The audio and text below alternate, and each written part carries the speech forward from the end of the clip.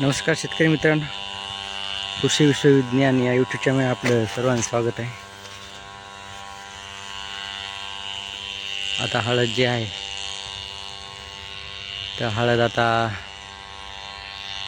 पानं वाळत आहेत, कारण आता हळद जी आहे ती बसत आहे. आमच्या या भागामध्ये हळद अशी होत आहे, म्हणजे आता परिपक्वतेकडे जात आहे, त्यामुळे याला हळद बसणे असं म्हणतात. आणि यानंतर पाणी वाळून पूर्ण जाऊन नंतर मग हळद काढणीला येते. तर आपलं जे दिसत आहे तर यावर्षी पावसाने काही पट्टा खराब झालेला आहे, बाकी 75% चांगला आहे. त्यामध्येच जे काय हळद होईल ते तेवढ्यामध्येच होईल. आणि आता आपण याचं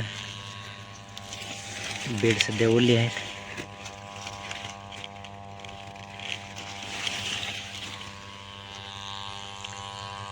आता याचं आपण जे पाणी आहे तर पाणी याचं तोडणार आहोत.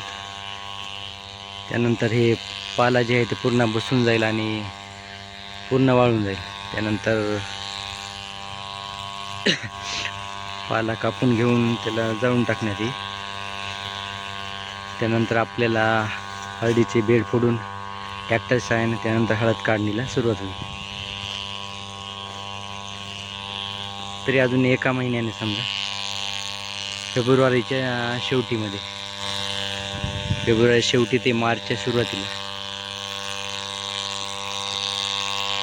तिकडे खाली लवणाचा भाग दिसत आहे तिथे हळद जी आहे ती पूर्ण पाण्याने खराब झाली.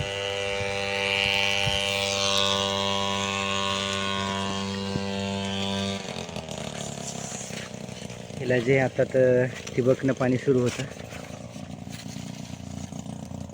बाकी आम्ही दांडवलला जे आहे ते 2 वेळेस दांडानं पाणी सोडलं होतं आणि बेड पण भिजून घेतले होते त्यावेळेस. त्यामुळे पाणी पूर्ण आता भिजून जायचं ते बेड आणि मधले दांड पण.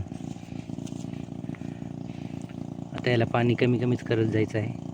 फक्त ठिबकनं थोडंफार चालू आहे, ते पण आता या 8 दिवसात आपण बंद करणार आहोत.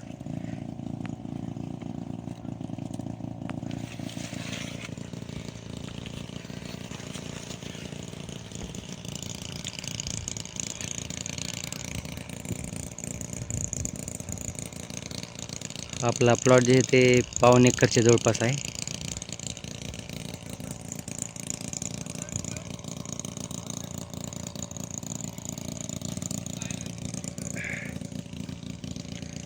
तर असं शेतकरी मित्रांनो, पुन्हा पुढील व्हिडिओमध्ये भेटूच.